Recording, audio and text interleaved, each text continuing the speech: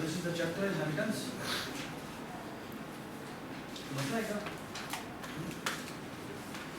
I think this is the book की आई सबसे बड़ी important चीज जो है वो inheritance है. And the most important thing was कि how to extend your programs. Okay. That idea actually inspired, and the most important thing was how to make this progress natural. ठीक है? और उसकी बेस पर हमने actually ये inheritance, ठीक है? And we saw that there are three kinds of actually relationships. One was composition. Composition has a kind of relationship where it has a relationship. Death relationship. हाँ? Death relationship. Death relationship मतलब? क्योंकि अगर class में वो Yes. अगर हो जाएगा तो Exactly. So this is how it is also being said. उसमें death relationship है कि जिस चीज़ के अंदर कोई चीज़ compose हो रही होती है, तो जब वो खत्म हो जाती है तो वो भी खत्म हो जाता है, ठीक है? It's not entirely true. यानी अगर एक मैं कहता हूँ कि कंपोज कराया तो अगर पॉइंट नहीं अगर हमने कराया था हाँ, I mean practically speaking this is a true statement, but not always this is true. For example अगर मैं कहता हूँ कि मेरा कमरा है, कमरा अगर डिस्ट्रॉय हो जाए तो क्या ये डोर भी डिस्ट्रॉय हो जाएगा? धमाका हो जाएगा धमाका तो हो जाएगा. It's not, I mean मैं अगर बिल्डिंग गिराता हूँ और एक तरीके से गिराता हूँ, हो सकता है मैं इसको रीयूज कर सकूँ, जो इसकी ब्रिक्स हैं उनको मैं रीयूज कर सकूँ. So it's not entirely true. But the thing is most of the time it is said कि भाई कि क्योंकि वो जब उसके अंदर उसकी प्रॉपर्टी बन जाती है, तो अगर वो डिस्ट्रॉय हो जाए तो वो इसीलिए ना इस कंपोजिशन को ना दो हिस्सों में बांटा जाता है. एक को कंपोजिशन कहते हैं जिस चीज लाइक वीक रिलेशन, और दूसरे में एग्रीगेशन होती है. सॉफ्टवेयर इंजीनियरिंग के टर्म में ना ये दो टर्म यार ये बार बार मुझे बोल रहा है. आई डोंट नो ये क्या वजह है. मेक श्योर कि ये रीस्टार्ट, प्लीज मेक श्योर कि ये रीस्टार्ट. ठीक है. अच्छा अब हम ऐसा करते हैं कि ये तीसरी की बड़ी इंपॉर्टेंट एक था एसोसिएशन. क्या होती है? एसोसिएशन लिंक नहीं होता. सबसे बड़ी इंपॉर्टेंट चीज है किसी तरह से मतलब लिंक करना है, और दोनों इंडिपेंडेंट हैं. दोनों इंडिपेंडेंट इसका क्या मतलब है? वो अलग एक हाँ, और I actually for example अगर this thing has an association with this thing, it means कि इसके पास इसका पॉइंटर है. एसोसिएशन का मतलब ये है कि उसने कुछ इंफॉर्मेशन लेनी हो या कुछ इन्फॉर्म करना हो उसको, तो वो उसको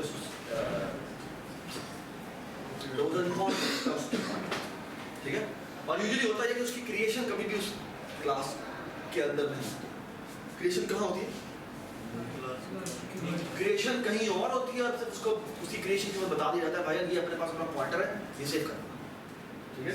जैसे फॉर एग्जांपल आपको याद होगा मैट्रिक्स, आपने याद है मैट्रिक्स की क्लास बनाई थी. मैट्रिक्स में 2D अरे आपने बैकएंड पे बनाई थी.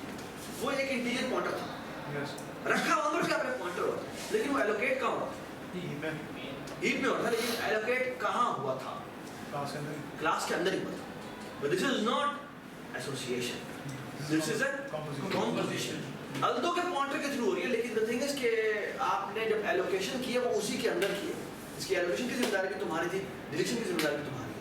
अगर एलोकेशन और डिलीशन अगर मेन में कर लेता, मेन में कर लेते आपको पॉइंटर दिया जाता कि भाई ये अपने पास सेव रखो. हाँ, और कोई आप डीप कॉपी वगैरह ना बनाते, तो फिर ये क्या है, ये एक एक्चुअली एसोसिएशन थी उसकी मेन कोड के साथ. हाँ, ठीक है.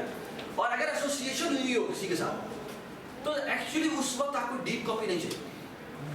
सबसे इम्पोर्टेंट बात, भाई your shallow copy will go to work. Why?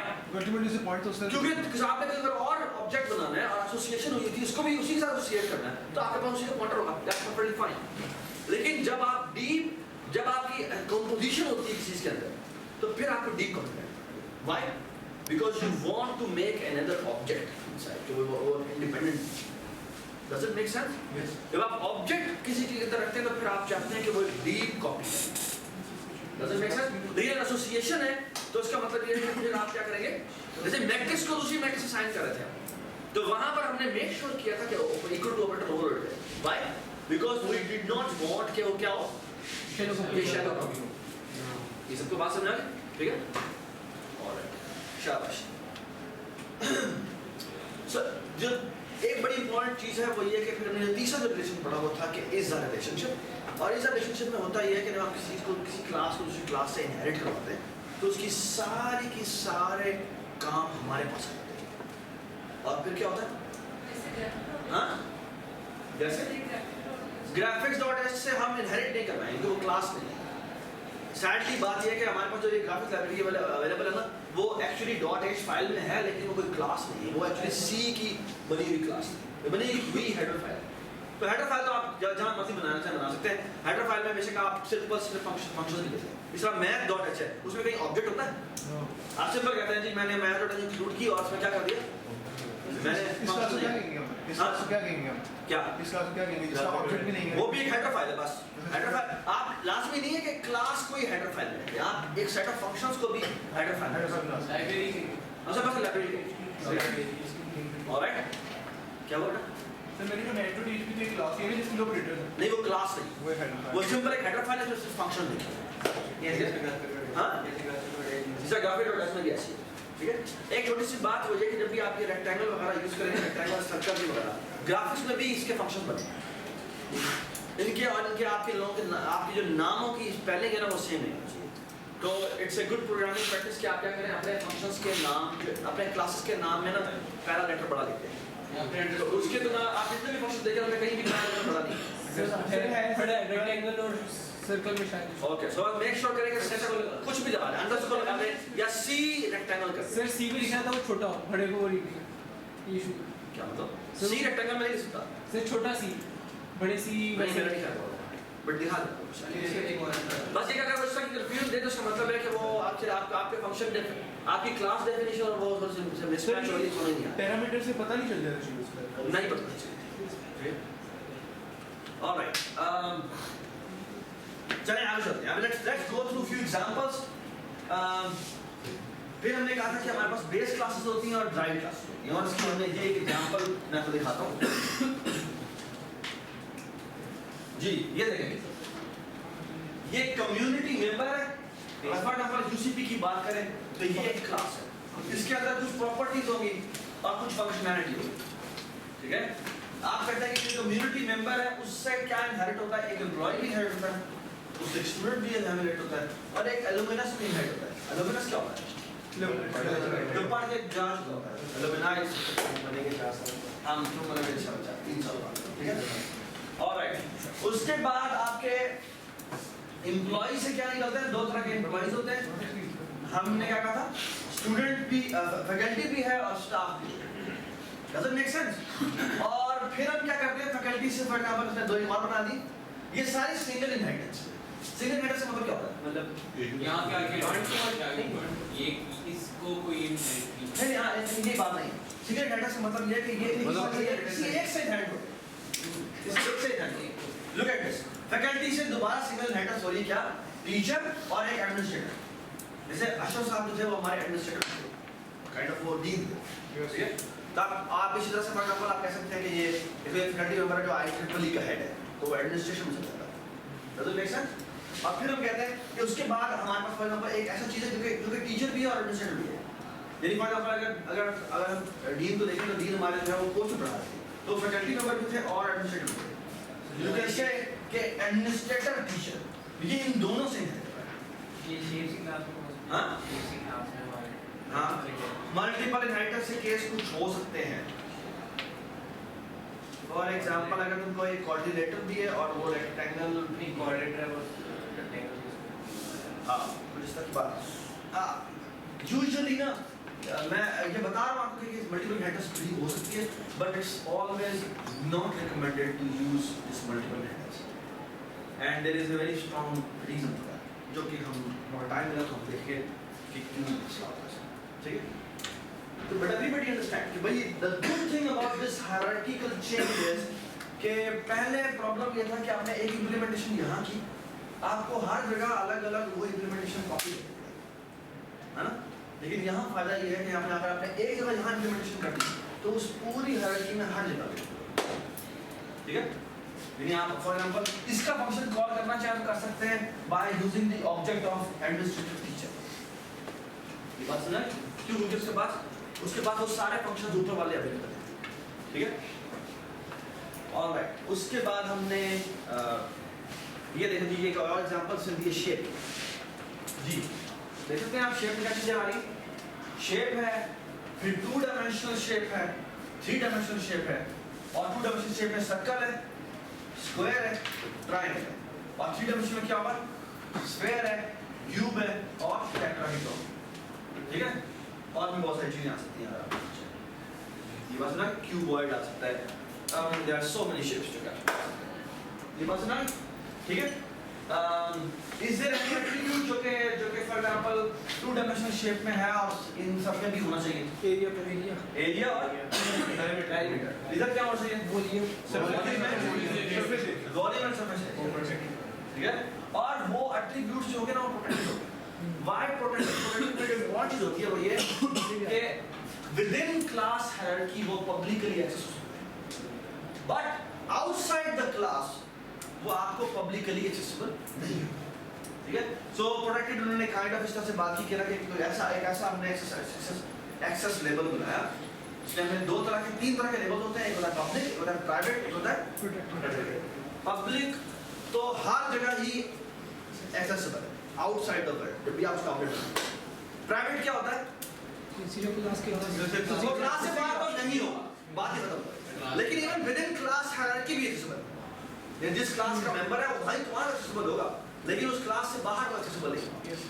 ये बात सुना? इवन क्लास हायरार्की में भी हेड भी कराया तो भी ठीक है? देयर और दूसरी जो इंपॉर्टेंट चीज है, तीसरी इंपॉर्टेंट चीज है वो प्रोटेक्टेड। प्रोटेक्टेड का मतलब क्या है कि it is for the outside world, it is exactly will behave as private, but अगर विद इन क्लास हायरार्की देखेंगे तो वो आपको पब्लिक की तरह से ये बात सुना? तो this is was a very important idea. तो पहली क्लास के प्राइवेट होगा वो सिर्फ उसी क्लास में एक्सेसिबल होंगे, लेकिन उस क्लास से के फौरन बाद वाले का एक्सेसिबल नहीं। प्रोटेक्ट करोगे तो वो उसकी बाद वाले जो राइट क्लास है उसको भी अवेलेबल है, ठीक है? लेकिन उसके ऑब्जेक्ट के थ्रू बाहर एक्सेसिबल नहीं, ठीक है जी? प्रोटेक्टेड डेटा मेंबर्स के बारे में हमने यही बात की है। ऑलराइट, और ये आई थिंक कुछ स्टोरीज हैं जो कि शायद आपको पढ़नी चाहिए जब आप अपने फाइनल एग्जाम की प्रिपरेशन कर रहे हैं। ऑफ कोर्स फाइनल आपका कोर्स है वो एक्चुअली इनहेरिटेंस पॉलीमॉर्फिज्म पे खत्म जो आपकी रिक्वायर्ड मैंने तो करवानी है, ठीक है? करनी कुछ भी नहीं है, वो एक ब्लॉक है कैच, वो छोटी सी कोई बड़ी बात नहीं है। जी टेम्पलेट जरूर करेंगे, टेम्पलेट करेंगे, टेम्पलेट शायद टेम्पलेट लाइब्रेरी करेंगे ताकि we are able to win programming competition. चलिए जी, उसके बाद ही हम ये एक इसमें क्लास बनाई है, let's go through the exam. चलिए लुक एट दिस, जैसे आप पहली एडीटी बनाई है, इसका नाम है कमीशन एम्प्लॉय। कमीशन एम्प्लॉय एक क्लास है जिसके अंदर डेटा मेंबर्स देखें क्या है, बताएं मुझे। स्ट्रिंग जी कौन सी क्लास ने यूज किया? स्ट्रिंग क्लास जो स्ट्रिंग डॉट एनी स्ट्रिंग, इसमें मैंने फर्स्ट नेम रखा, इसने लास्ट नेम रखा, और क्या रखा? स्ट्रिंग सोशल सिक्योरिटी नंबर, वो कुछ भी होता है। डबल ग्रॉस सेल्स उसने, और ये क्या है? ग्रॉस वीकली सेल, कि एक वीक में उसने कितनी सेल की, और उसके बाद double commission rate. Commission rate का मतलब क्या है? कितने परसेंट उसको कमीशन मिला, ठीक है? तो फॉर एग्जांपल उसने अगर उसका कमीशन रेट जो है वो फॉर एग्जांपल 5% है, तो ग्रॉस सेल उसने की है फॉर एग्जांपल मैं कहता हूँ वो 10 लाख की उसने सेल की, और 5% उसका या 10% कह लेते हैं उसका वो कमीशन है, और फिर 10 लाख सेल की उसे कितना पैसा मिलेगा? 1 lakh. Does it make sense? और फिर इसमें ये फंक्शंस बनाए, of course set first, get first name, ये तो बड़े सिंपल से हैं क्योंकि हमें बड़े ऑब्वियस लगते हैं। यहाँ क्या होता है? सेट ग्रॉस सेल में डबल पास होता है, ये एक्चुअली क्या करेगा? ये इसको सेट करेगा जी। गेट ग्रॉस सेल क्या करेगा? रिटर्न करेगा, ये इस एट्रिब्यूट को रिटर्न करेगा। Does it make sense? कि रिटर्न टाइप ये होनी चाहिए, ठीक है? और मैंने कौन सी लगाया? जी। सेट कमीशन रेट क्या चाहिए? सर इसके अंदर ग्रोस सेल जाएगा। इसमें जो भी हम वैल्यू पास करेंगे कमीशन रेट वो ये अच्छा कमीशन कमीशन रेट हम पास करेंगे वो एक्चुअली जाके इस एट्रीब्यूट को सेट करेगा। और इससे पहले आगे कौन सा लगेगा क्यों इसमें इसी चीज को चेंज करना ठीक है अंदर लगना चाहिए हां नहीं लगना चाहिए क्योंकि इसने इसी दिस के अंदर एट्रीब्यूट को चेंज करना सर डबल में क्या कौन कर दूंगा अच्छा यहां पे कौन डबल डबल मैटर छोटा सा लोकल वेरिएबल है ठीक है अगर आपकी प्रिमिटिव डेटा टाइप आप इसको पास करें ना प्रिमिटिव डेटा टाइप होती है जो डबल इंट वगैरह तो उसको यूजुअली हम ऐसे ही लिखते हैं ठीक है लेकिन अगर आपकी नॉन प्रिमिटिव यानी कस्टम डेटा टाइप है यानी आपने खुद बनाई हुई है तो फिर आप यूजुअली कॉन्स्ट के साथ और एम्पलॉय के साथ ताकि उसकी नई कॉपी डालें ठीक है उसके बाद ये अर्निंग्स कैसे निकालेंगे आप सब्ट्रैक्शन सेशन नहीं अभी मैंने जिस तरह तुमने 1 लाख निकाली वो आप कैलकुलेट ठीक है और वो लगा फिर प्रिंट एक्चुअली वो पूरा कमीशन ऑब्जेक्ट आउटपुट करता है कि भाई इस बंदे ने इतनी कमाई की है एक साल या एक वीक में ये सबको बात समझ आ गई ठीक है अब आए देखते हैं इसके फंक्शंस भी देख लेते हैं जी डू यू ऑल एग्री कि ये इसका ये क्या है ये क्या बनाया है ये ना कंप्यूटर बनाया तो क्या पैरामीटर पास हो रहे हैं स्ट्रिंग फर्स्ट पास हो रहा है स्ट्रिंग लास्ट पास हो रहा है string SSN social security number pass दोनों के तीनों के साथ से कॉस्ट भी लगाया है और एम्परसेंड भी लगाया है इसका मतलब क्या है जी इन तीनों के साथ हां सिर्फ रीडिंग पर्पस के लिए चाहिए रीडिंग पर्पस के लिए जाए वाला प्रॉपर्टी का है समझ आई बात और ये क्या है ये डबल से और ये दो एट्रीब्यूट्स है ये पहले first name is equal to first कर देता है ये क्या कॉल होगा यहां पर शैलो कॉपी नहीं क्योंकि स्ट्रिंग लाइब्रेरी में इक्वल टू ऑपरेटर ओवरलोड हुआ है इसीलिए ये इसकी डीप कॉपी तो no need to worry about that ठीक है आगे देखिए ये करेगा इसी तरह से last name is equal to last sign कर देगा social security number is equal to SSN sign कर देगा और सेट ग्रॉस सेल में सेल का पैरामीटर देगा और सेट कमीशन रेट में रेट का पैरामीटर देता है ये हमने क्यों भेजा अगर आपने कोई टेस्टिंग वगैरह करनी हो कि भाई ये कोई गलत इनपुट ना दे ठीक है यहां पर देख लो ये तो बड़े सिंपल से है set first name get first name set last name gate last name और इस तरह सेट सोशल सिक्योरिटी नेम और वो भी उनमें भी कोई मसला नहीं होगा है ना वी ऑल एग्री कि ये बड़े सिंपल सा फंक्शन है ठीक है इसको वो एक्सप्लेन करने की जरूरत नहीं है नुमान बंद कर दो प्लीज एक बार देख लेते बड़ी इंपॉर्टेंट चीज है ठीक है उसके बाद ये देखिए यहां सेट ग्रॉस सेल यहां उसने देखा क्या किया ग्रॉस सेल क्या साइन किया है साबित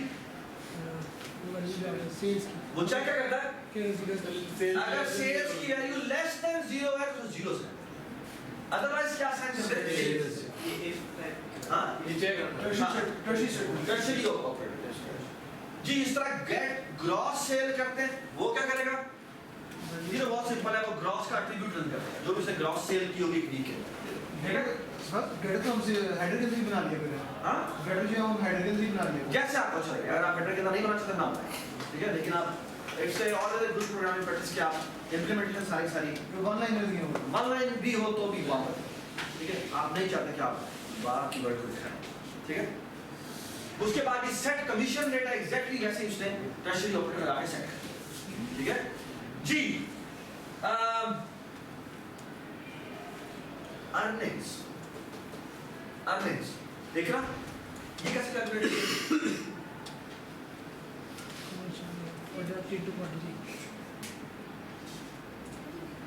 यानी क्या क्या क्या कैलकुलेट करना है ग्रॉस सेल यानी एक वीक में कितना कैलकुलेट कितना हमने सेल किया उसको मल्टीप्लाई कर दिया हमने उसके कमीशन से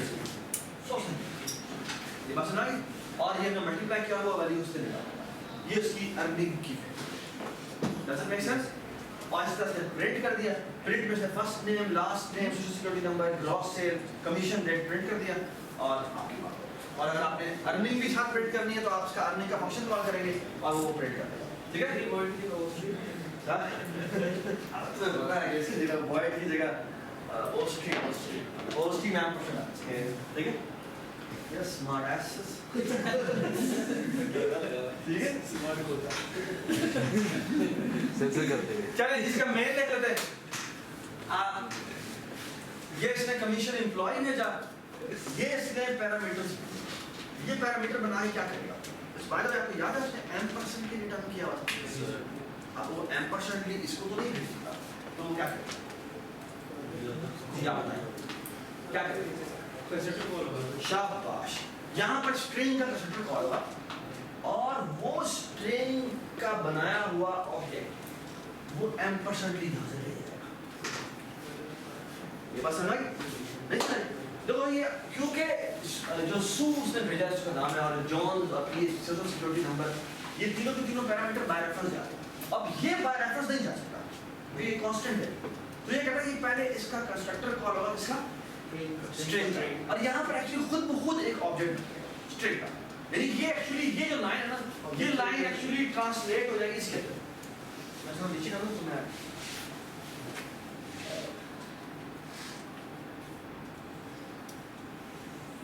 इसलिए कहना चाह रहा हूँ ये जो लाइन है ना ये ऑटोमेटिकली इसमें ट्रांसलेट हो जाएगी, ये कन्वर्ट हो जाएगी बड़ा किसमें? स्ट्रिंग सू। सर अगर मैं जैसे अपने वाले में से पॉइंट भेज रहा था, अगर खाली ब्रैकेट में इंटीजर लिखूं तो कर ले, वो खुद कन्वर्ट कर ले अगर वहां पर अवेलेबल हो। अवेलेबल तो है, अगर आप ब्रैकेट में डाल के भेज देंगे तो वो ठीक है। बेहतर ये है कि यहाँ पर अगर सेंटर भेज दिया तो डज इट मेक सेंस? और वो वाली टेम्परेरी कॉपी जो है वो ऐसे पैरामीटर से, ठीक है, एग्जैक्टली इसी तरह यहाँ पर भी होगा, यहाँ पर भी होगा, ठीक है। उसके बाद वो उसके सारे प्रिंट्स करता है, उसके बाद वो सेट ग्रॉस सेल करता है 8000। ये से क्या कि ये पूरी हार्डकोड कर दी जो हमने 8000 की रेट से, ठीक है। और उसने परसेंट सेट कमीशन रेट कितना रखा है? 0.1, यानी कितने परसेंट? 10%, है ना। और अगर वो अर्निंग प्रिंट करे तो कैन यू टेल मी वो अर्निंग कितनी प्रिंट होगी? $800, ठीक है। अगर वो डॉलर में इसने लिखा हो, does it make sense? Yes. Okay? निशान समझ में आ गया? ये इसने कमीशन एम्प्लॉय की पूरी क्लास बनाई। कमीशन एम्प्लॉय क्या होता है ये तुमको पता है? Yes. क्या होता है? जो चीज़ें एक्सप्लेन वगैरह सिखा के देते हैं। हाँ ये कि वो सेल के लिए देते हैं, ये सेल करता हूँ तुम्हें इतना % कमीशन देते हैं। ये कमीशन किसने कमीशन एम्प्लॉय की क्लास में, और ये यूजुअली आप कभी भी कहीं खाने वाले पे जाए ना तो आई मीन ये ढाबे होते हैं, उन्होंने अपने बंदे को बाहर छोड़ दिया। और अगर आप चाहे वो अगर आप लारी डे न्याजी डे जाएँ तो वहाँ पर भी वो ऐसे उन्होंने बंदे छोड़े होते हैं, वो भी कमीशन के लिए ये एक्टिविटीज है। अरे यार, और वो इसलिए इवन एक ही बस के 2 बंदे आप में लड़ रहे थे यार, मैं लेके जाना क्योंकि दोनों को कमीशन करना, ठीक है। तो वो जितने वो कस्टमर लेके जाएगा उसके हिसाब से उसको चले जी। ये उसकी आउटपुट है। अब वो कहता है यहाँ पर आप वो बेस प्लस कमीशन एम्प्लॉय बना रहा है, ठीक है। यानी उसी को उसने कहा कि मैं आपको बेस क्लास बना रहा हूँ और इसके थ्रू मैं अलग अलग क्लासेस बना रहा हूँ, ठीक है। इसमें कोई फर्क नहीं है सिवाय से कि इसमें नाम पहले बेस है, आप उसी क्लासेस, ठीक है। Alright, so there is no difference, उसने कुछ भी चेंज नहीं किया, कोई भी फर्क नहीं है, ठीक है। मेरे ख्याल में थोड़ा सा इशू है, यू राइट, एक छोटा सा फर्क है।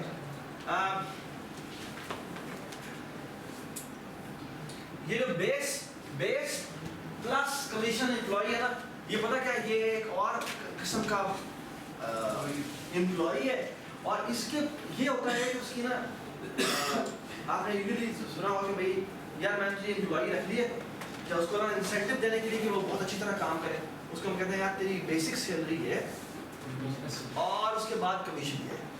कमीशन का मतलब क्या है, यानी इतने पैसे तुझे मिलेंगे और उसके बाद तू जितनी सेल करेगा उसके ऊपर तुम्हें मजीद इतने पैसे बोनस, ठीक है। सो अब now here is the important thing, अगर मैंने एक क्लास बनानी हो तो मैं कैसे बनाऊंगा? अब अगर मैंने इनहेरिटेंस ना की होती तो मुझे ये सारे फंक्शंस दोबारा लिखना पड़ता। Do you all agree? ये सारे के सारे फंक्शंस हमें जो हमने पिछली क्लास में लिखे थे, ये सारे के सारे दोबारा लिखना पड़ेगा। Do you all agree? और साथ हमें बस इसका एक चीज फर्क है, इसका एक एट्रीब्यूट है। अब एट्रीब्यूट क्या है? बेस सैलरी इसका एक मजीद एट्रीब्यूट। और कैन यू टेल मी कि उसकी अर्निंग कैसे निकालेंगे? लिखा बेटा है। अब उसकी अर्निंग कैसे निकलेगी? Base plus commission multiply by ये बात सुना? मैं आपको दिखाता हूँ इसका, इसमें जो फंक्शन लिखा हुआ है, all the functions are exactly the same other than this line. ये तो सेट बेस सैलरी है, और अगर मैं अर्निंग देखूं तो अर्निंग में देख सकते हैं आप कि यहाँ पर सिर्फ एक लाइन का फर्क है, वो क्या है? बेस सैलरी प्लस ये चीज। We all agree, ठीक है ना? Now my question is, अगर मैं आपको कहता हूँ कि यार देखो हमने पूरी की पूरी क्लास की हमने वही कॉपी करके यहाँ पेश की है, is it a smart way? It's not a smart way. Why? Because मुझे अगर थोड़ी सी चेंजिंग करनी पड़े तो मुझे यहाँ भी चेंजिंग करनी पड़ेगी और वहाँ भी चेंज करनी, तो हम इसे inherit. Now the idea is कि use the power of inheritance to save. Does it make sense? तो हम अभी उसी की ट्रांसफॉर्मेशन करेंगे। यहाँ पे look at this. Now what he will going to do? Of course yes, उसका मेन लिखा है, ये आप देख सकते हैं कैसे लिखा हुआ, लेकिन अभी वो कहता है यार अब हम इसको सॉफ्टवेयर इंजीनियरिंग के थ्रू इनहेरिटेंस बेस्ड काम करवाते हैं, और वो कैसे करेंगे? Look at this. Look at that's the only definition now. और वो क्या है देखें, मैंने कहा कि मैं बेस प्लस कमीशन एम्प्लॉय बनाता हूँ और उससे सिर्फ इनहेरिट करवा लेता हूँ, जिससे कमीशन वाली, हाँ शाबाश, ये सबको बात समझ से क्या बात की कि उसके सारे के सारे एट्रीब्यूट्स जो होंगे वो प्रोटेक्टेड होंगे, ठीक है? अगर आप प्रोटेक्ट नहीं करेंगे तो मसला क्या होगा सिर्फ वो यहाँ क्या ऑब्जेक्ट्स, ठीक है? लेकिन फिर हमें एक्सेस चाहिए, ठीक है? देख रहे थे क्या करता है, वो कहता है अब हम एग्जैक्टली वही पैरामीटर्स इसको पास करते हैं, लेकिन साथ हमें मेंबर, अब हमें अपना बेस क्लास का कंस्ट्रक्टर कॉल करना पड़ेगा, और वो कैसे कॉल करेंगे? कॉलन लगा के मेंबर इनिशियलाइजेशन के साथ हमें उसे कॉल करना पड़ेगा, ठीक है? तो यहाँ पर हमने वो सेट बेस सैलरी लिखते हैं और गेट बेस सैलरी लिखते हैं, बाकी हमें क्या वो सेट नेम गेट नेम करने की जरूरत है नहीं, क्योंकि वो हमारे पास वैसे ही इंप्लीमेंटेशन एज है। इस तरह डबल अब ये अर्निंग हमें बनाना पड़ेगा, क्यों बनाना? किसका फर्क है? क्योंकि ये अर्निंग दूसरी अर्निंग से डिफरेंट है। Does it make sense? यहाँ पर अर्निंग का फॉर्मूला डिफरेंट है, ठीक है? और हम प्रिंट फंक्शन भी बनाएंगे, क्योंकि प्रिंट फंक्शन हमें इसलिए बनाता है, क्या anybody give me the reason why? सिर्फ बेस सैलरी है। हाँ, बेस सैलरी है।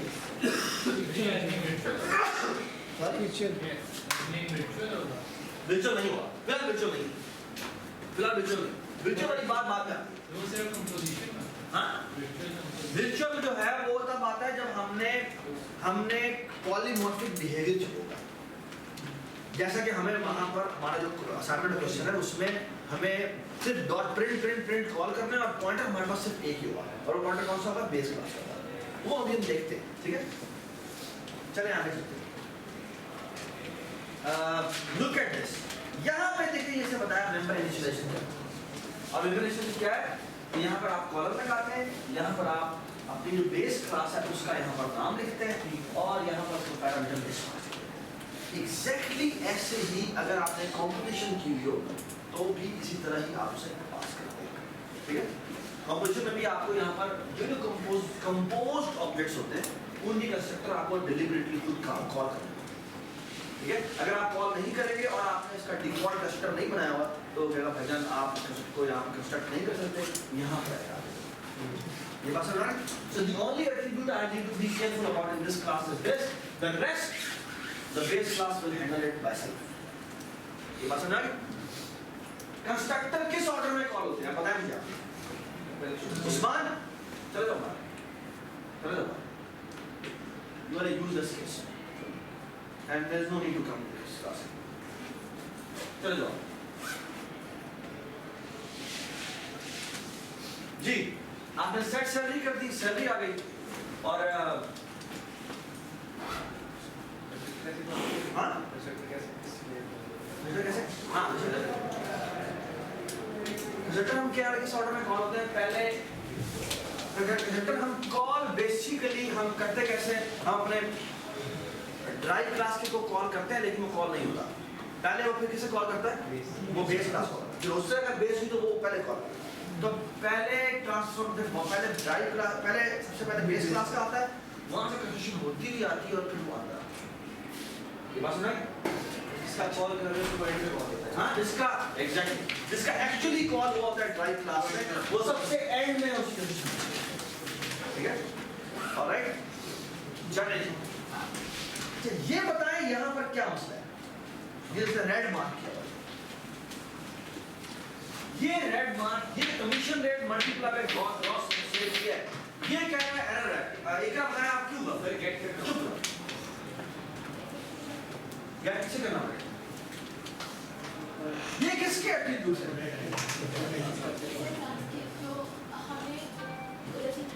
शाबाश, हमारी पेरेंट क्लास है। आप यहाँ पर दो ऐसे एट्रीब्यूट एक्सेस कर रहे हैं जो पेरेंट क्लास के, और वो दोनों के दोनों कहाँ पर डिक्लेयर थे? वो दोनों के दोनों पेरेंट क्लास में डिक्लेयर थे, और वो दोनों प्राइवेट थे। तो you can not access private data members of the base class. तो ये दोनों के दोनों क्या है? बात समझ आई? और इसीलिए आपका यहाँ पर भी एरर आ रहा है। क्यों एरर आ रहा है? क्यों एरर आ रहा है? सर ये प्राइवेट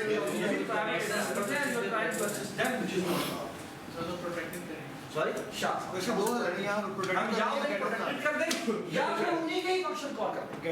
हम एक्चुअली हमें ये देखो ना, ये अर्निंग किसकी थी? ये अर्निंग कैलकुलेट हो रही है, ये अर्निंग कैलकुलेट हो रही है base class. So why not I call this base function, base का क्लास का नाम लिख के डॉट कॉलम करके मैं उसकी अर्निंग कर दूंगा। तो वो अर्निंग कॉल का वो जो भी रिजल्ट आएगा वो उसका प्लस हो जाएगा हमारा। इस तरह ये मुझे प्रिंट करने की जरूरत नहीं है। मुझे क्या प्रिंट करने की जरूरत? मैं उसका बेस क्लास का प्रिंट कॉल कर दूंगा, मुझे प्रिंट कर देगा, और उसके बाद मैं अपने वाले को प्रिंट करता हूँ, और उसकी रिटर्न टाइप पोस्ट स्ट्रीम होगी, तो मैं हाथ कैसे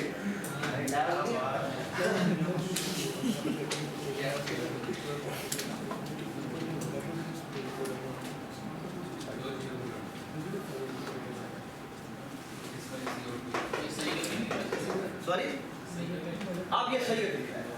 कहता है कमीशन एम्प्लॉय, अब इसने कमीशन एम्प्लॉय बनाया और इसने कहा ये देखिए कायनात क्या हुआ है इधर? यहाँ पर अब आप देख सकते हैं कि यहाँ पर डेटा मेंबर्स है, वो डेटा मेंबर्स क्या है? प्रोटेक्टेड। प्रोटेक्टेड का मतलब क्या हुआ? इसका मतलब है कि अब आपकी वो बेस क्लास में एक्सेस कर सकते हैं एज ए पब्लिक एक्सेसिबल। शाबाश, यानी अब आपका जो वो पुराने वाला कोड था वो एग्जैक्टली चल रहा है। So no need to worry about anything, ठीक है? अब आप देख सकते हैं कि यहाँ पर इसने जब क्लास बेस से इनहेरिट किया और उसने यहाँ पर कोड लिखा और कोई एरर नहीं आया और हमारी आउटपुट हुई क्या? ठीक है, ये हमने dot employ dot print call किया और हमारी क्या? तो नो प्रॉब्लम एट ऑल, ठीक है? Everybody understand? ठीक है, तो प्रोटेक्टेड की हमें इसलिए जरूरत है, ठीक है? तो हमें अभी तक क्या चीजें सीखी? इनहेरिटेंस करने से, एक इनहेरिटेंस करने से क्या फायदा हुआ? आपको दोबारा से वो कोड नहीं करना, आपको दोबारा से वो कोड नहीं करना। Does it make sense? ठीक है? All right. ये कुछ चीजें जो कि आई थिंक आपको पढ़नी चाहिए, मुझे तकरीबन हमने से गो थ्रू कर ली है।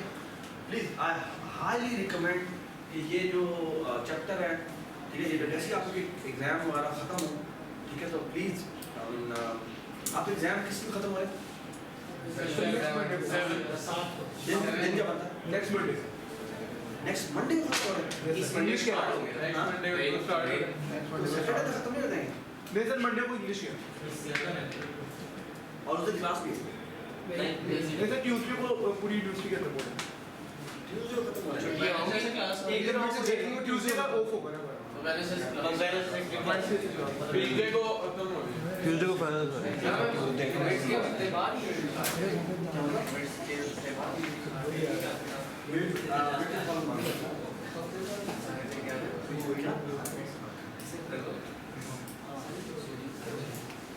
All right.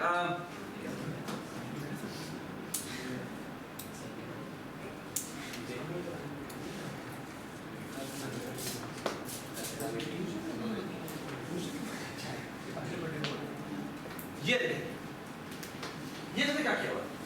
इसने कहा अगर मैंने प्राइवेट को ना छेड़ा होगा तो ये इसने क्या किया? यहाँ पर get base salary plus commission employ column earning, और यहाँ पर एक्चुअली प्रिंट में पहले मैंने बेस सैलरी लिख दिया और यहाँ पर मैंने प्रिंट उसका वाला कॉल किया, और उसके बाद क्या किया, उसके बाद मैंने अपनी जो सैलरी वाला है उसका, ठीक है। तो इट्स नॉट ऑलवेज नेसेसरी कि आपने अपने बेस क्लास के हर एट्रीब्यूट को प्रोटेक्टेड ही बनाना है।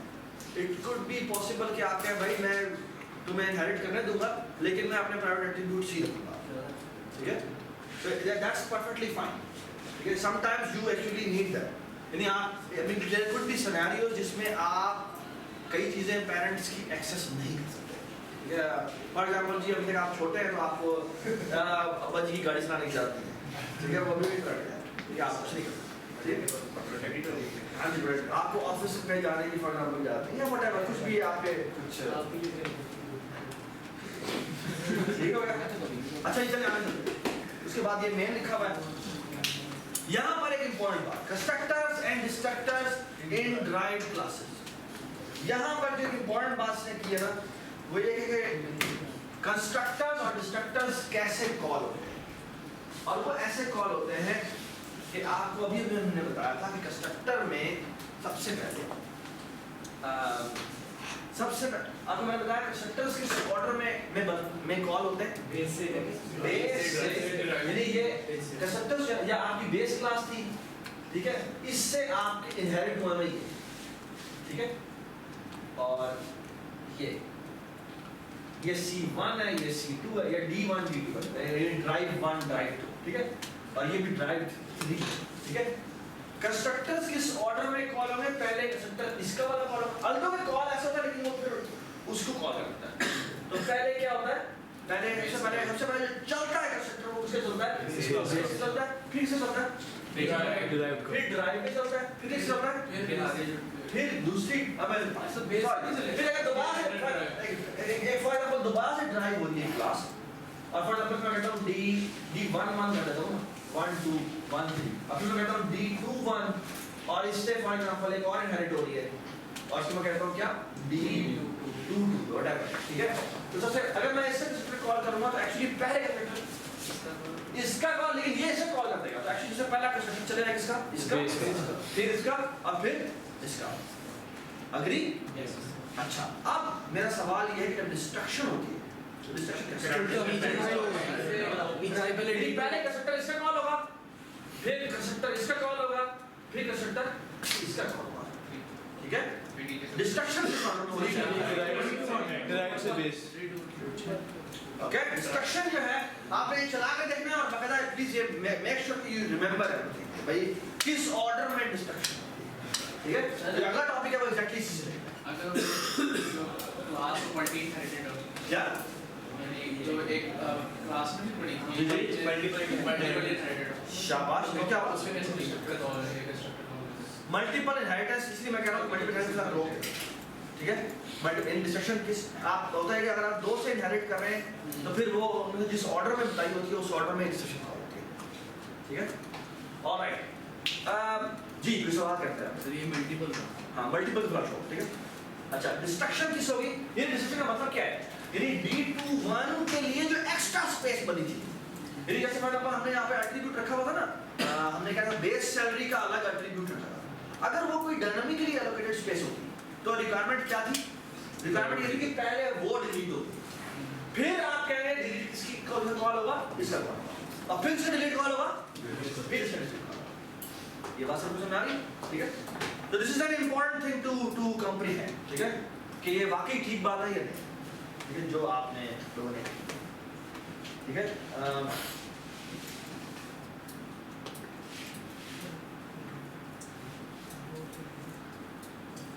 पब्लिक, अच्छा उसके बाद जो इंपॉर्टेंट टॉपिक है वो है पब्लिक इनहेरिटेंस, प्रोटेक्टेड इनहेरिटेंस और प्राइवेट इनहेरिटेंस।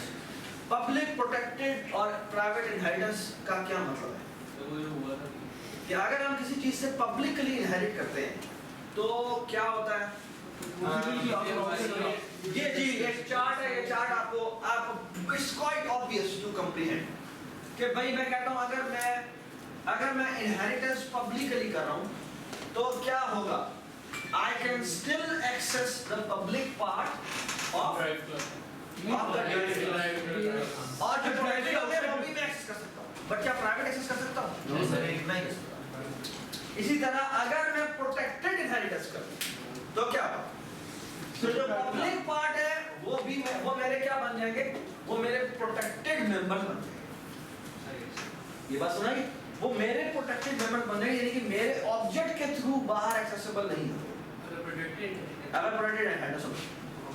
सर यानी हमारे पास सर हमारे पास दो ऑप्शन है, या तो बेस क्लास के अंदर उसको प्रोटेक्टेड कर दें जी, या तो इनहेरिट कर दें उसको। इनहेरिट करते हैं उसे प्रोटेक्ट करते हैं। तो दोनों के अंदर तो बेस क्लास के जो इवन पब्लिक पार्ट भी है वो मेरा जो है प्रोटेक्टेड पार्ट, ठीक है? यानी वो मेरे ऑब्जेक्ट के थ्रू एक्सेसिबल नहीं होगा अगर मैं प्रोटेक्टेड इनहेरिटेंस करता हूँ, ठीक है? वही बता रहा है कि पब्लिक पार्ट जो है मेरी बेस क्लास का सब क्या होगा, ठीक है? अगर मैं पब्लिक इनहेरिटेंस करता हूँ तो जो मेरा पब्लिक पार्ट है वो वहां भी पब्लिक हो जाएगा। अगर मैं प्रोटेक्टेड इनहेरिटेंस कर दूं तो वो मेरा क्या बन जाएगा? वो मेरा प्रोटेक्टेड पार्ट है। ये बात समझ? अगर मैं प्राइवेट इनहेरिटेंस करूं तो क्या होगा? मैं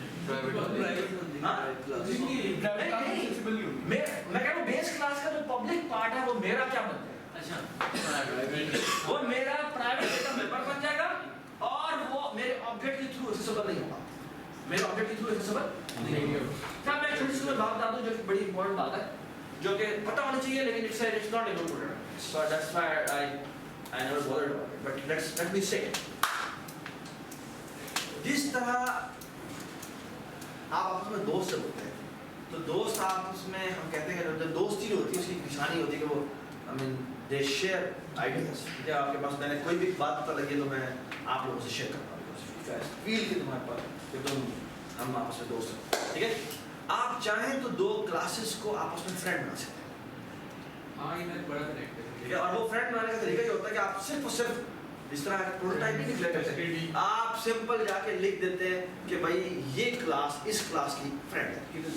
फॉर एग्जांपल अगर मैं चाहता हूँ कि मेरी क्लास ए है और मैं क्लास बी को उसमें मैं का फ्रेंड बनाना चाहता हूँ, क्लास ए में मैं कहता हूँ कि भाई क्लास बी इसकी फ्रेंड है, क्लास बी इसकी फ्रेंड है। कहने का तरीका ये है कि आप उसके अंदर जाके लिख दें फ्रेंड, यानी सब तरीका ये होता है। अगर क्लास ए है फ्रेंड की यहाँ पे ये क्लास ए है और यहाँ पे क्लास बी, ठीक है? बात सुनो, मैं यहाँ से लिखूंगा जाके फ्रेंड, होता है सेकंड में थोड़ा सा गलती होती है, जाके देखना फ्रेंड यहाँ पे देते हैं क्लास बी, बस फ्रेंड होने का फायदा तो इसका मतलब क्या होता है? इसका मतलब ये होता है कि अगर इसका कोई फंक्शन यहाँ पे फॉर एग्जांपल मैंने एक ये क्लास ए तो थी ना, वो कोई डेट क्लास, ठीक है? अब मैंने डेट टाइप का फॉर एग्जांपल एक ऑब्जेक्ट बना था जिसका नाम है डी, ठीक है?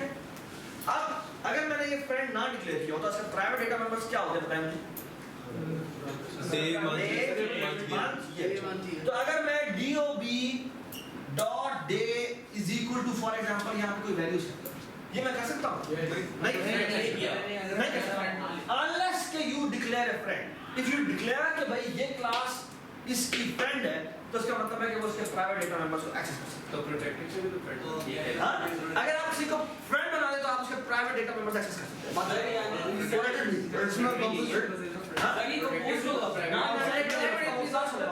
बात सुनिए, जो फ्रेंड बनाने का मतलब ये है कि आप अगर आप किसी क्लास में फ्रेंड बन जाए उसका मतलब आप उसकी हर चीज एक्सेस कर सकते हैं। सर यानी आपको ठीक है?